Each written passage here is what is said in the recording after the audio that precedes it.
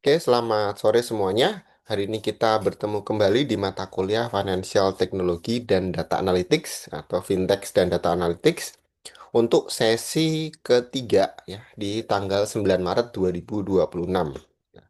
Terima kasih untuk mahasiswa yang sudah join tepat waktu dan yang masih dalam perjalanan atau yang masih terlambat. Nanti boleh bergabung di antara sesi perkuliahan karena memang ruang meetingnya tidak saya berikan approval, jadi boleh langsung masuk saja ya. Hari ini topik yang akan kita bahas di sesi ketiga adalah blockchain dan cryptocurrency ya. Blockchain dan cryptocurrency. Untuk materi sudah tersedia di dalam UVC kalian ya di portal UVC. Kemudian untuk evaluasi sesi ini ya, hari ini pun sudah saya sediakan dan ini akan ditutup besok malam. Nah, jadi seperti sesi sebelumnya Anda diberikan waktu 30 menit untuk mereview materi terkait dengan sesi hari ini yaitu blockchain dan cryptocurrency. Oke. Untuk memulai, saya coba share PowerPoint-nya terlebih dahulu. Oke, apakah share screen-nya sudah berganti jadi PowerPoint? Udah, Pak. Oke, baik. Kita bisa mulai ya. Hari ini kita akan berbicara mengenai blockchain dan cryptocurrency. Tentunya dalam satu platform atau dalam satu skema yang ada di dalam financial technology.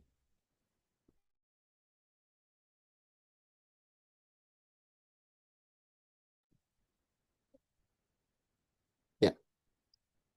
Minggu lalu kita membahas kategori fintech ya. Empat yang paling banyak kita temui di lapangan atau di dalam penggunaan kita sehari-hari adalah digital payment ya, garba pembayaran digital, di mana kalian sudah melihat beberapa contohnya yang sudah terinstall juga di device kalian atau di gadget kalian. Kemudian ada juga kategori fintech terkait dengan peminjaman atau peer-to-peer lending atau kalian menyederhanakan dengan nama pinjol gitu ya, pinjaman online. Ada juga dalam skema crowdfunding ya, penghimpunan dana dalam bentuk investasi ataupun dalam bentuk permodalan yang skalanya dari kecil sampai menengah, bahkan yang juga ada terinstall di aplikasi kalian yaitu digital banking.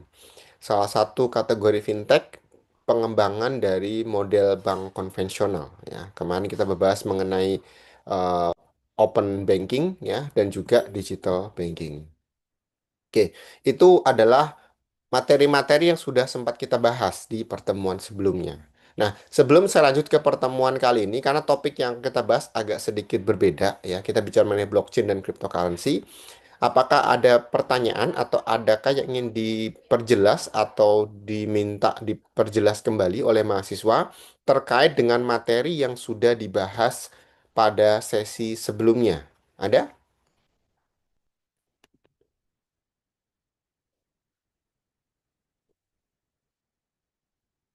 Ada yang mau dibahas atau ada yang mau ditanyakan?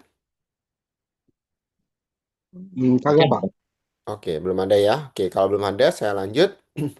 Kita masuk ke topik hari ini, blockchain dan cryptocurrency. Ya, sebelum memulai, saya ada satu pertanyaan yang basic sekali.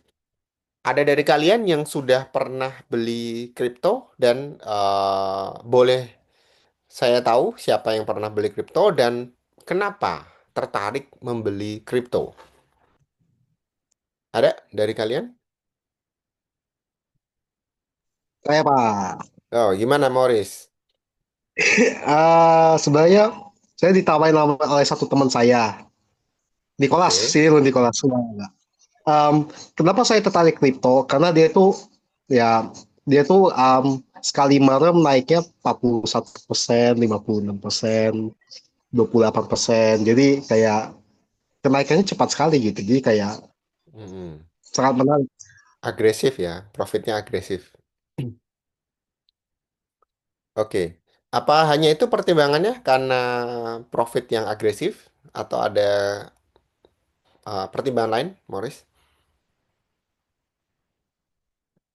Oh, ini karena itu sih, Pak. Karena naiknya tinggi. Cuma itu ya. Oke. Selain Morris, ada lagi yang pernah beli kripto? Tadi Nicholas ya. Nicholas gimana nih? Kalau Nicholas gimana? Kenapa tertarik? Vendornya kan ini. Vendornya. Nicholas ada di kelas ini nggak? Ada kan? Oh, tapi dia belum masuk ya.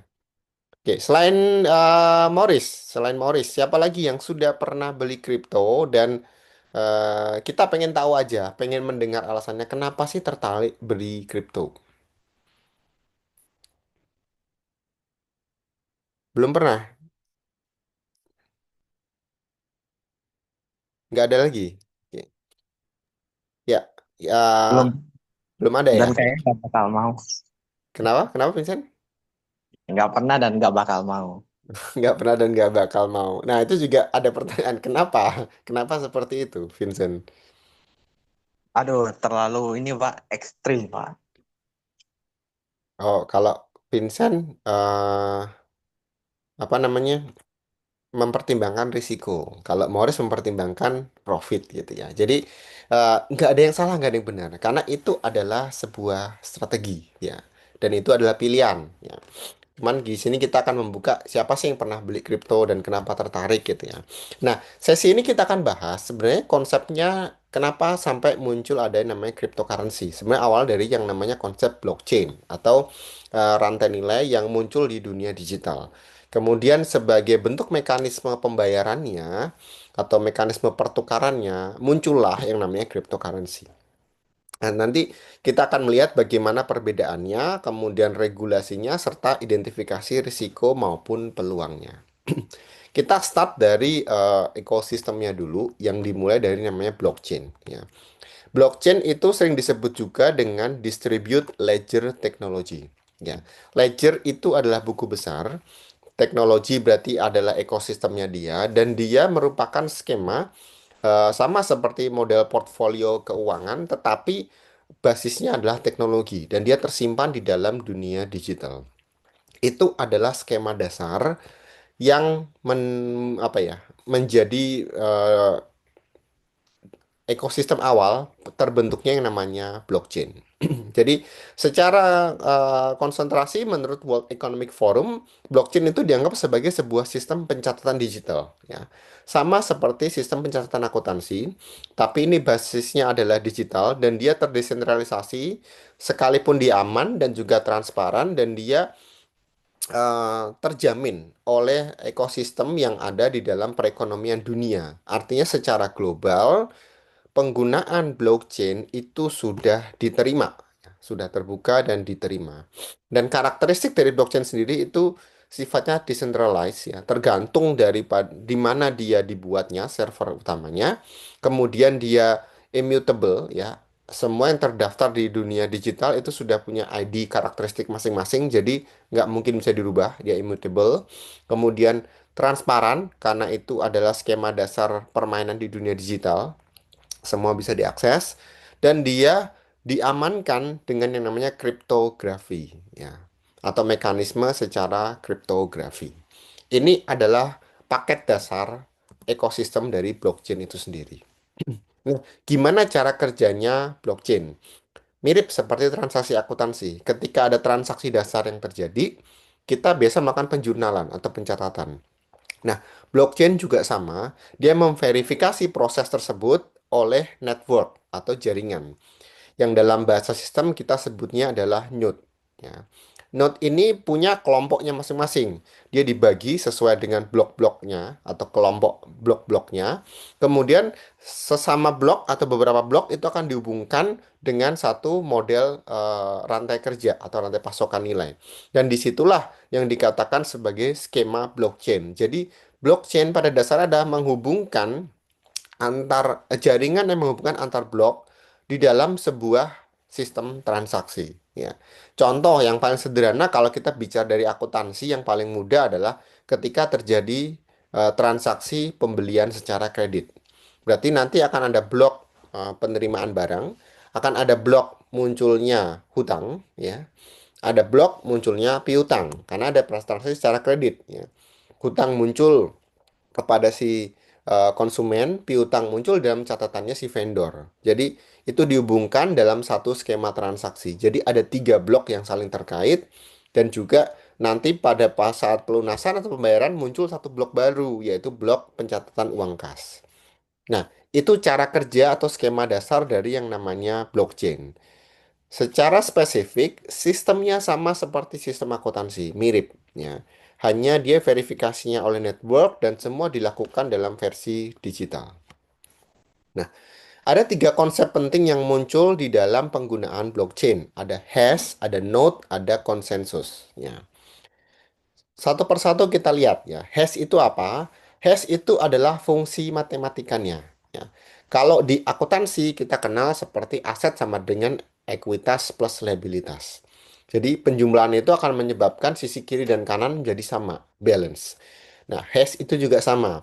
Dia mengubah kode data, kode transaksi menjadi kode unik, tetapi dia bisa dilakukan perhitungan secara matematikal. Itu yang terjadi di dalam versi blockchain. Jadi skemanya hampir mirip ya. Dan setiap perubahan, setiap transaksi, setiap node itu di-coding sendiri-sendiri dan kodenya itu pasti unik dan nanti dia bisa di reverse atau dikembalikan ke data yang asli.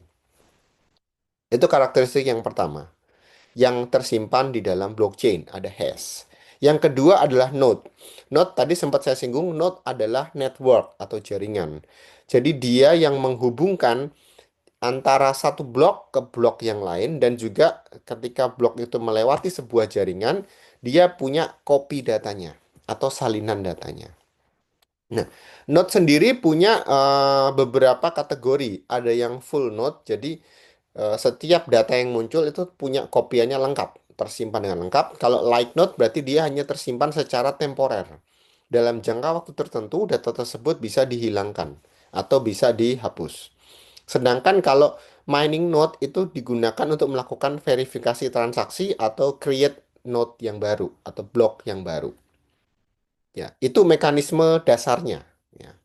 Ada hash, tadi adalah fungsi matematikanya. Node adalah networknya atau jaringannya. Ada perhitungannya, ada jaringannya. Nah, itu semua tergabung jadi satu, muncullah yang namanya consensus mechanisms. Ya.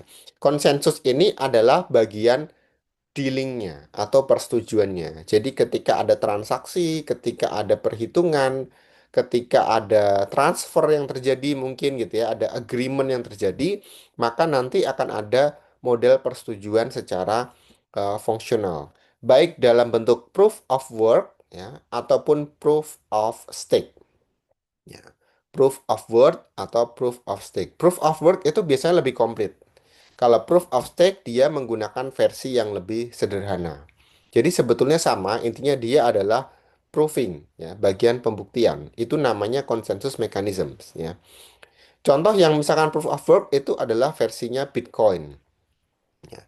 Kenapa Bitcoin harus proof of work? Karena memang dia yang terbit pertama kali, kemudian prosesnya masih standar banget dan dia langkahnya cukup banyak. Yang terakhir justru yang baru-baru ya, misalnya dalam versi Ethereum itu yang terbaru, kalau saya nggak salah ya, yang terbaru itu jauh lebih efisien, lebih cepat untuk proses pembentukan transaksinya. Karena tidak banyak screening, tidak banyak kebutuhan yang di checklist ketika kita melakukan proving atas transaksi tersebut. Jadi ini adalah platform dasar, ekosistem dasar yang terjadi di dalam blockchain yang dari penggunaan proofnya itu bisa membuktikan bahwa ini ada kaitannya dengan yang namanya cryptocurrency. Ya. Oke, saya lanjutkan ke bagian kedua yaitu cryptocurrency-nya. Ya. Cryptocurrency pada dasarnya itu terbentuk dari dua kalimat ya, crypto dan currency. Crypto itu adalah kelompok di dalam blockchain itu sendiri, sedangkan currency itu adalah pertukarannya atau mata uangnya. Jadi, kalau kita bicara cryptocurrency itu adalah mata uang digital yang basisnya ada di dalam blockchain. Sama seperti kalau kita bicara dolar currency, berarti mata uang yang berbasis di dalam satuan dolar. Kalau ini adalah cryptocurrency, kripto itu sendiri adalah bagian pencatatan, namanya kriptografi. Ya. Kriptografi bisa bentuknya dalam bentuk koin, bisa dalam bentuk macam-macam ya, gitu. Yang kalian banyak kenal adalah dalam bentuk koin, gitu ya. Nah, kriptografi itu basisnya ada dalam dunia digital dan dia punya ekosistem yang namanya blockchain tadi. Sehingga kalau kita gabungkan, cryptocurrency merupakan penggantian atau mata uang digital yang basisnya ada di dalam blockchain itu sendiri. Karena dia diterbitkan atau di basisnya ada di dalam blockchain, maka dia tidak diterbitkan oleh bank sentral. Bank sentral itu sebagai katalisnya dari bank konvensional. Yang diterbitkan bank sentral adalah mata uang real, bukan mata uang digital, mata uang real, kertas gitu ya, mata uang koin dan sebagainya. Intinya itu dikelola oleh bank sentral. Tetapi dalam dunia digital itu dikelola oleh digital banknya. Ya. Nah, dia menggunakan yang namanya kriptografi dengan kode uniknya yang tidak mungkin diduplikasi. Dan ini bisa diterima secara global. Karena World Economic Forum sudah membahas itu, sehingga transaksinya sudah diterima di mana aja. Contoh yang mungkin terdengar di telinga kalian itu yang paling banyak adalah Bitcoin, Ethereum, maupun Binance Coin. Ya, kurang lebih sama. Ya, kurang lebih sama. Karena ini satuannya aja. Satuannya aja. Sama dengan mata uang kan ada dolar, rupiah, peso gitu kan. Kemudian apa itu NT dan sebagainya lah. Intinya semua mata uang yang bisa berlaku. Fungsinya cryptocurrency apa? Karena dia adalah nilai tukar, maka dia sebagai medium of exchange, sebagai media untuk pertukaran sebuah value, sebuah nilai. Kalau kita bicara mengenai koin, berarti koin tersebut ditukar dengan sejumlah nilai yang tersedia. Sehingga cryptocurrency itu menyimpan sebuah value. Nah, apakah value-nya ditentukan oleh sebuah mekanisme? Ternyata tidak, ya. Store of value-nya ditentukan dari apa namanya trust atau dari transaksi yang terjadi dari jumlahnya supply and demand yang terjadi di pasarnya dia. Ya. Seringkali cryptocurrency itu dipakai sebagai media untuk investment aset. Ya. Kenapa seperti itu? Karena dia punya yang namanya intrinsic value. Menurut yang mempelajari cryptocurrency dan blockchain. Dan ini menggunakan platform yang fully digital sehingga dikatakan dia bebas dari dominasi paper dan sebagainya itu nggak perlu seperti itu ya. Akan tetapi ada kekurangannya. Kekurangannya satu, volatilitasnya tinggi.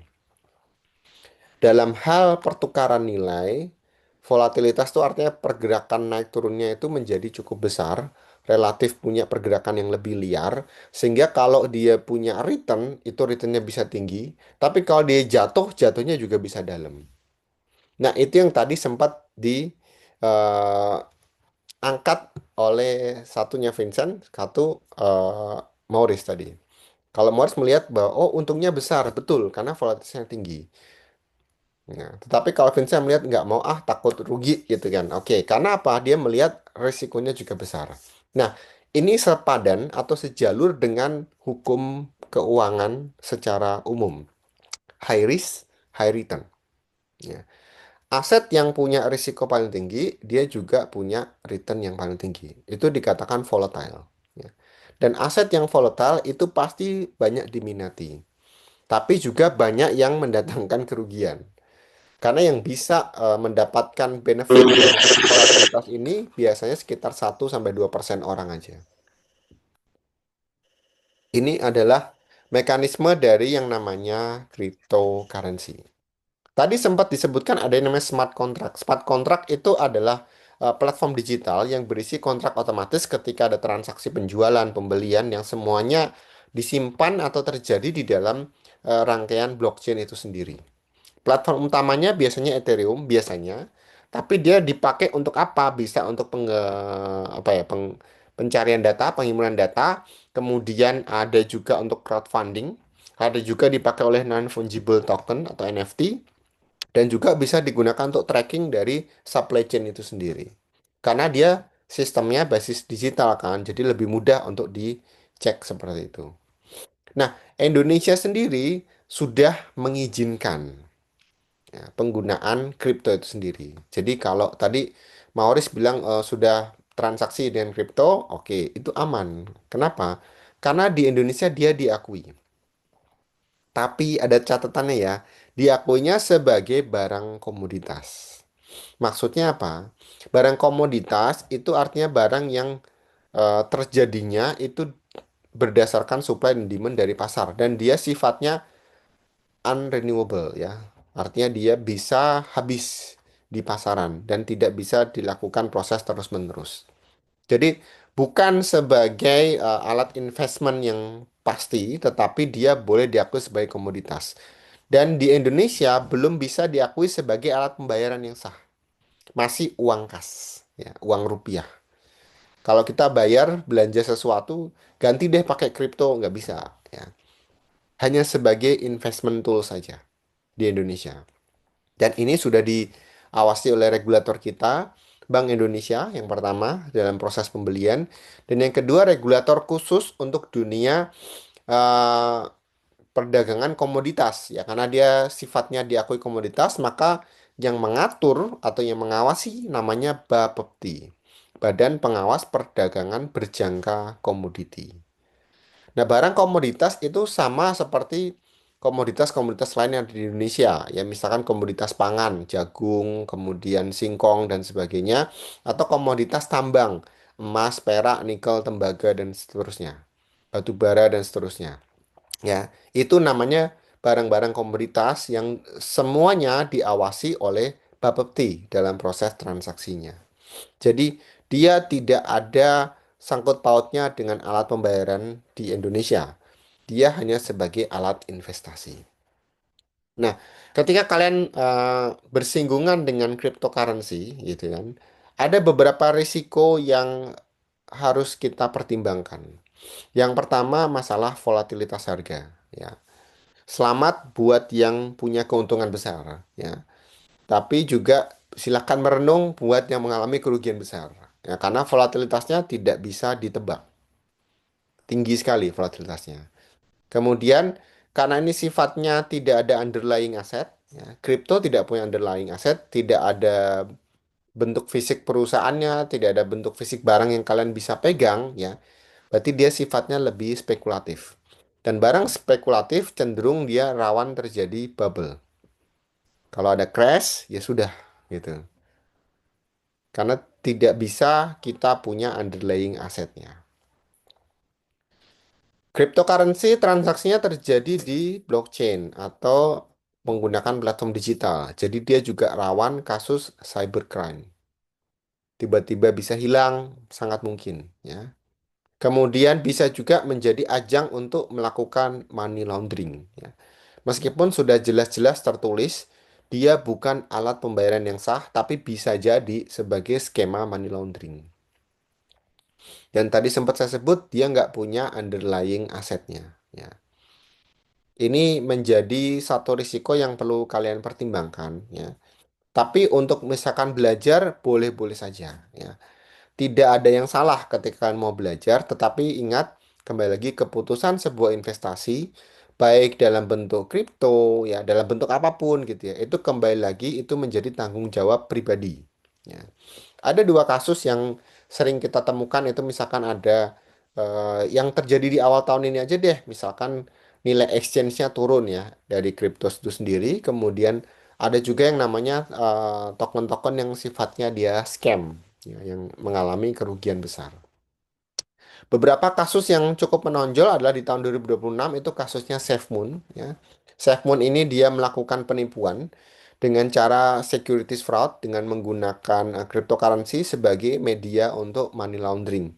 Dia dapat sekitar 9 juta dolar. Tapi dia akhirnya tertangkap dan dapat vonis 100 bulan penjaranya, ya. Kemudian yang agak lama sedikit itu kasus koin Terra Luna, ya. Token Luna ini sempat sampai mendekati titik nadirnya, ya, hampir 100% kerugiannya. Dan itu sangat singkat, sekitar 2 bulan saja.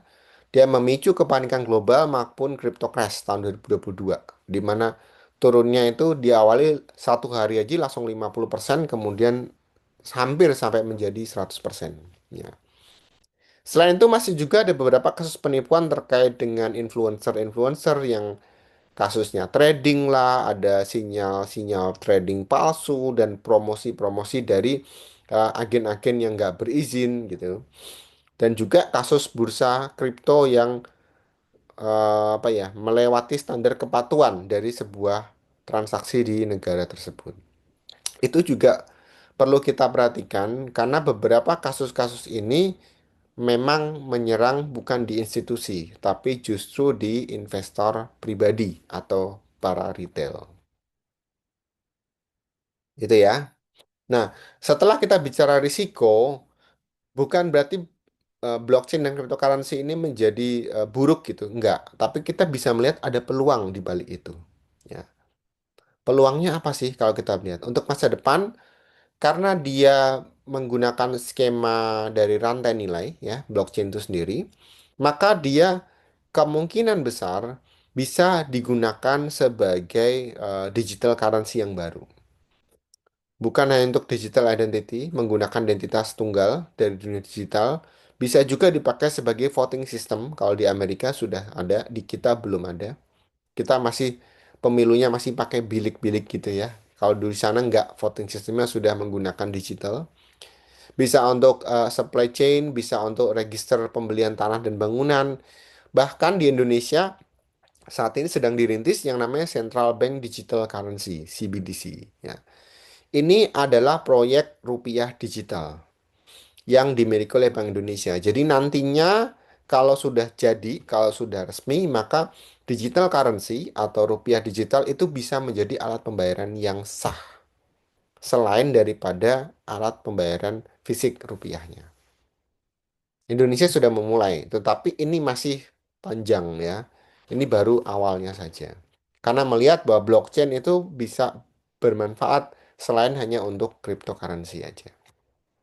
Oke, sampai di situ adakah yang mau ditanyakan terkait dengan materi Bitcoin, cryptocurrency dan juga beberapa informasi atau dasar ekosistem di dalam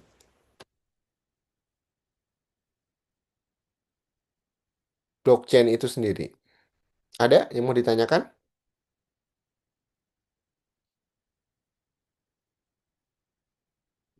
Ada yang mau ditanyakan? Oke, kalau tidak ada kita masuk ke platform diskusi kelas ya. Ada beberapa pertanyaan, ada 3 pertanyaan yang saya ingin ajak kalian untuk berkomentar atau berdiskusi ya.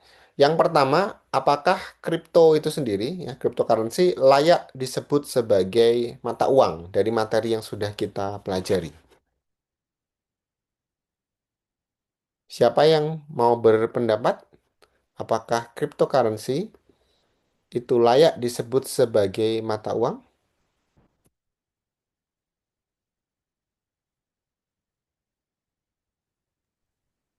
Enggak, Ya, gimana Vincent? saya enggak sih. Kenapa tidak? Alasannya kenapa? Menurut saya kalau dibilang jadi mata uang sih, menurut saya enggak karena yang pertama ya satu dia ya itu dia nggak kita nggak bisa menjadi bukti fisik gitu kan, nggak ada bukti fisiknya kayak cuma gimana ya ngomongannya ya kayak gimana ya ngomongnya ya uang uang yang kayak gak jelas lah gitu kayak Bitcoin ini kayak semacam permainan gitu lah Hmm. gitu. Menurut saya sih begitu ya. Ya, karena mekanisme harganya kan terbentuk dari supply and demand saja. Dan tadi dijelaskan bahwa tidak ada underlying asetnya. Memang tidak ada dasarnya ketika kamu membeli sesuatu, misalkan makanan, kan kamu bisa lihat fisik makanannya ya. Kalau ini kan enggak, gitu. Jadi kalau menurut Vincent ini belum layak ya disebut mata uang ya.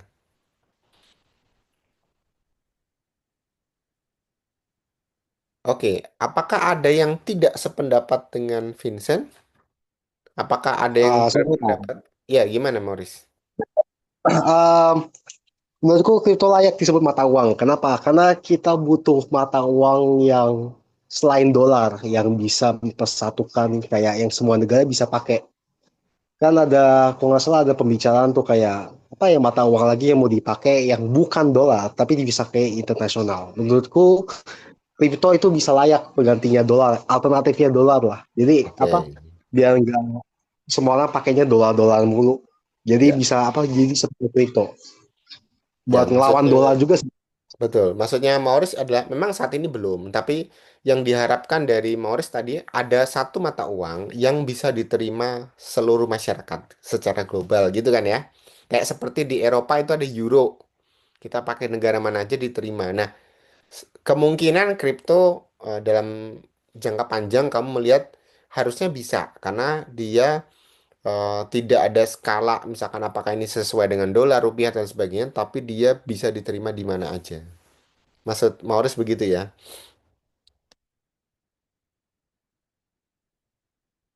Iya, Bang. Oke. Terima kasih Maurice dan Vincent ya. Berikutnya, kalau tadi kita bicara kriptonya, sekarang kita bicara ekosistemnya ya, ekosistemnya blockchain itu sendiri.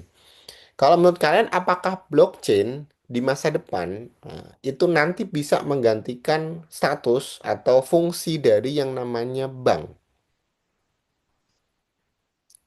Kalau tadi mata uangnya, sekarang kita bicara ekosistemnya. Blockchain itu bisa nggak gantiin bank? Kalau uang itu diproduksi oleh bank, ya, sedangkan kripto diproduksi dari skema blockchain. Sama kan, statusnya sama. Nah, apakah di masa depan blockchain ini mampu menggantikan bank kalau dari sisi fungsi yang sudah kita jelaskan tadi? Bagaimana menurut kalian?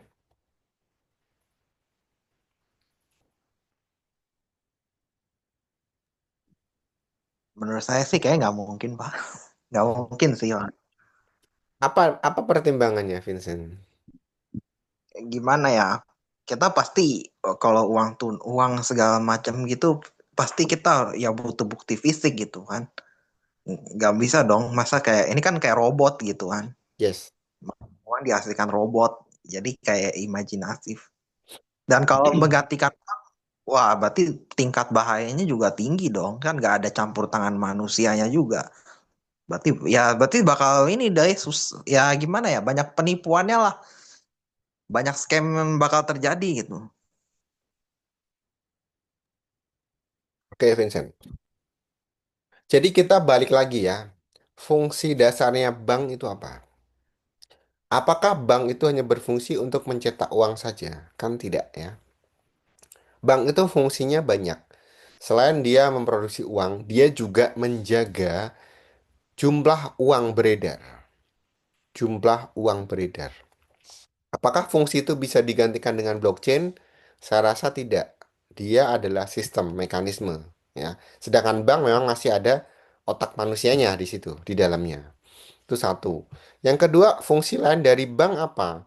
Dia sebagai leveraging media. Jadi, misalnya ada masyarakat atau konsumen yang kekurangan finansial, sumber pendanaan, dia bisa mencari pendanaan itu melalui bank. Apakah kita juga bisa melakukan kondisi serupa di perbankan, di blockchain? Kan tidak. Ya, blockchain ini ada satu sebuah ekosistem digital yang menghubungkan antar blok. Tetapi fungsi dasarnya dia itu tidak ada atau tidak bisa menggantikan 100% dengan fungsinya bank. Kalau menggantikan fungsi dari nilai tukar bank itu mungkin masih bisa. Untuk versi nilai tukarnya aja ya. Karena yang saat ini yang bisa kita lihat dan kita bisa bayangkan langsung itu adalah cryptocurrency-nya saja. Tetapi fungsi lain, fungsi kredit, fungsi penstabil jumlah uang beredar, fungsi penstabil masalah ekonomi, fiskal, dan moneter itu tidak ada di dalam blockchain. Ya. Seluruh fungsi yang dimiliki bank itu tidak bisa 100% digantikan blockchain. Mungkin 10%-nya atau 20%-nya masih bisa, tapi in 100% gak bisa. Ya.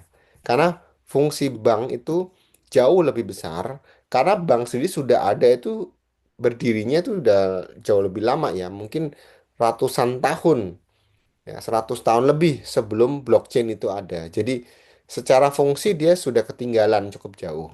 Sehingga tidak akan mungkin bisa menggantikan sepenuhnya, tetapi mungkin ada satu dua elemen dasar fungsi bank yang bisa digantikan oleh blockchain. Salah satunya melalui transaksi digital. Salah satunya, ya. Oke. Pertanyaan terakhir, apakah pemerintah harus melarang kripto? Bagaimana pendapat kalian? Ada yang setuju, ada yang tidak setuju. Kalau yang harus melarang, berikan alasannya. Kalau yang setuju untuk ada perdagangan kripto, alasannya apa? Saya pengen ada dua pihak di situ, ya. Siapa yang mau berkomentar? Boleh?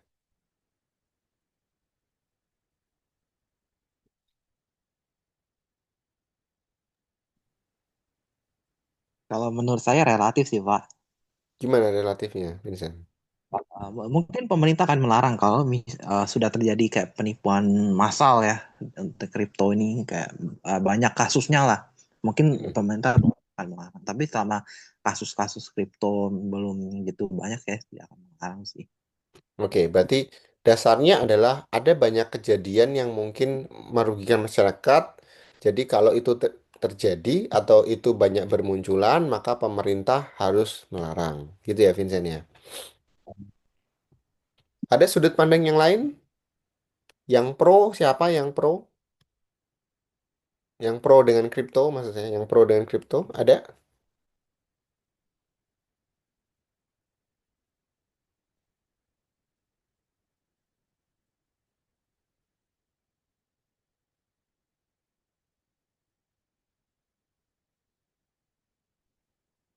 Kalau menurut Petrus gimana? Petrus,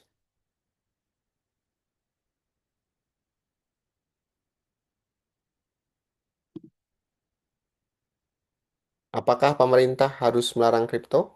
Bagaimana menurutmu?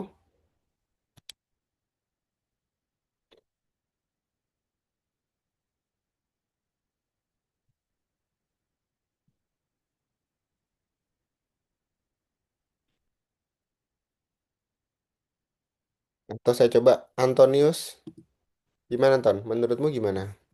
Apakah pemerintah harus melarang kripto?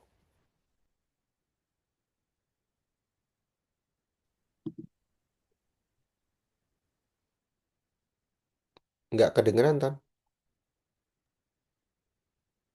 Halo Pak, Ya, apakah kali ini terdengar? dengar-dengar. Kalau menurut pendapat saya pribadi sih Pak, kalau untuk sebagai alat transaksi, sebagai kayak disetarakan sebagai rupiah gitu, pemerintah saya rasa masih harus melarang sih Pak, karena dari Bank Indonesia sendiri mata uang yang berlaku di Indonesia itu cuma rupiah dan hanya rupiah saja. Oke. Dari ketentuan pemerintah, memang yang diakui itu baru rupiah ya saat ini. Belum ada mata uang lain. Kita nggak sama seperti negara-negara lain yang punya dua mata uang yang sah gitu. Nggak, kita masih tetap satuannya rupiah. Jadi apakah harus melarang? Sebetulnya tidak ya. Tetapi kita melihat dari perkembangannya bisa jadi kalau memang ini ditetapkan secara global ya, kita mungkin bisa mengikuti. Tapi dengan syarat global juga menerima ya. Seluruh negara dunia menerima. Tapi kalau negara-negara belum bergerak ke arah sana ya kita nggak mungkin bergerak duluan. Tuh, karena bisa jadi akan membahayakan dari segi kondisi finansial di dalam sebuah negara. Tuh. Oke, itu ya terkait dengan pertanyaan diskusi yang akan kita selesaikan. Ya. Kemudian selanjutnya di dalam UVC kalian atau di portal UVC kalian, nanti akan ada tiga pertanyaan ini yang harus kalian selesaikan, yang harus kalian jawab. Saya berikan waktu sampai besok malam. Dan ketika kalian sudah masuk, nanti kalian cuma punya waktu 30 menit ya. Jadi saya kasih tahu dulu pertanyaannya seperti apa supaya kalian boleh mencari referensi terlebih dahulu atau mencari mencoba membaca ulang atau memperdalam pengetahuan dulu ya. Apa bedanya proof of work dan proof of stage ya. Tadi sudah sempat disebutkan di dalam konsensus mekanisme ya. Ada proof of work dan proof of stage ya. Apa bedanya itu? Kemudian yang kedua, mengapa kripto tidak dianggap sebagai legal tender di Indonesia? Ya, dia belum sah-sah banget gitu ya. Kenapa sih gitu? Mungkin ini bisa diberikan referensi tambahan. Bisa dari aturan yang berlaku, bisa dari ketentuan yang ada ya yang kalian bisa dapatkan lah di dalam berbagai macam media. Karena cukup banyak kita bisa mengakses beberapa informasi terkait dengan perkembangan kripto ini. Dan yang ketiga, berikan tiga manfaat blockchain selain dari digunakan untuk kripto itu sendiri. Ya. Dia bisa untuk apa sih? Karena blockchain ini kan bukan cuma dipakai untuk kripto. Kedepannya dia harus bisa bermanfaat. Karena kalau nggak ada manfaat lain, ngapain gitu ya? Ini sebuah ekosistem. Ya, ini contoh seperti adanya internet, ada digital. Apakah hanya untuk buka email aja? Kalau kayak zaman dulu kan enggak. Akhirnya dimanfaatkan, ekosistem itu berkembang.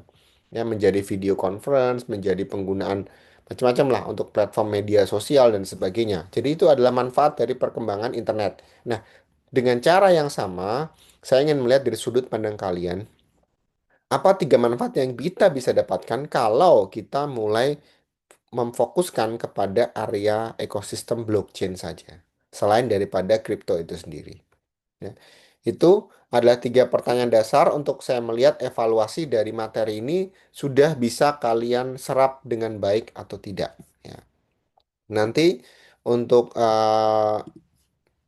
pengerjaannya kalian boleh masuk ke sesi 3 di sini ya, di kuis sesi 3 silahkan kalian masuk kemudian langsung dijawab di dalam divisinya ya.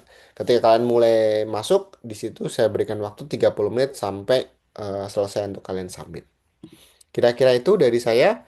Apakah ada yang mau ditanyakan sebelum saya akhiri sesi kuliah kita hari ini untuk sesi 3? Ada yang mau ditanyakan? Ada? Oke. Kalau tidak ada, saya coba presensi terlebih dahulu. Yang hadir di kelas, eh, tolong merespon ketika saya panggil untuk di checklist. Bentar ya.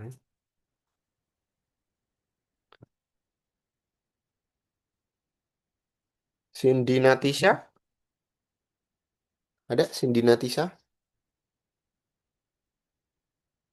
Oke, Juventa ada?